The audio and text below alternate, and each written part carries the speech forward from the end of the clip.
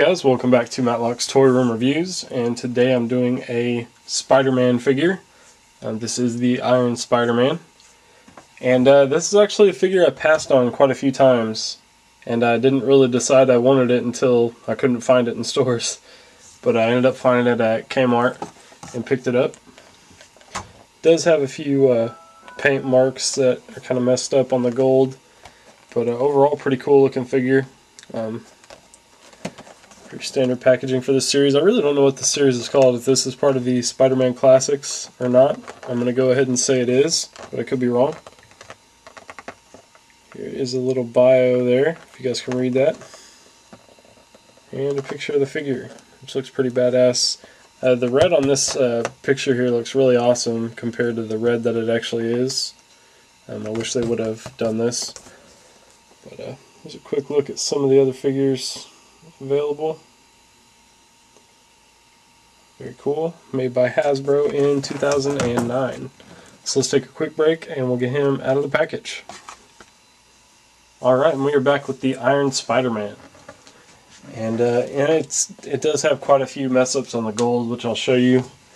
The red looks pretty decent. It's not as dark as the red on the packaging, but it looks pretty good. And this isn't the first release of this figure. I know this was released in the Spider-Man Origins line by Hasbro, but I'm not sure if Toy Biz ever made one of these or not. But pretty decent. Do like the arms or tentacles or whatever you want to call them.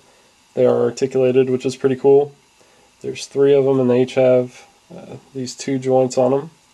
Plus they're on ball joints, which can sit down like this, and they have like a little section so they can pop down, which is pretty cool. And they are removable too if you don't want to display them with that. I guess you'd just call them like spider legs or whatever. I call them tentacles, but whatever. Pretty cool. You can see all the mess up on the gold there in the chest. Just kind of looks kind of junky.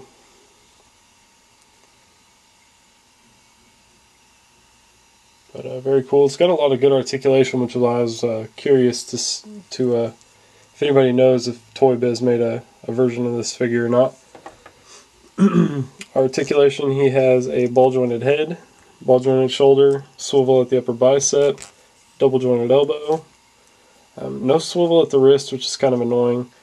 Just has the back and forward pivot. And then he does have individual finger joints, which is really crazy. And not very common for Hasbro, especially on these smaller figures. Same on the other hand.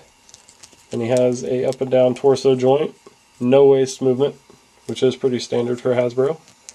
But then the ball jointed hips, double jointed knees, back and forward pivot at the feet, as well as the side to side pivot, and toe joints.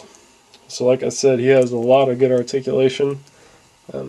So leads me to believe this was either a Toy Biz release an Iron Spider, or maybe they just used some other Toy Biz molds to build him.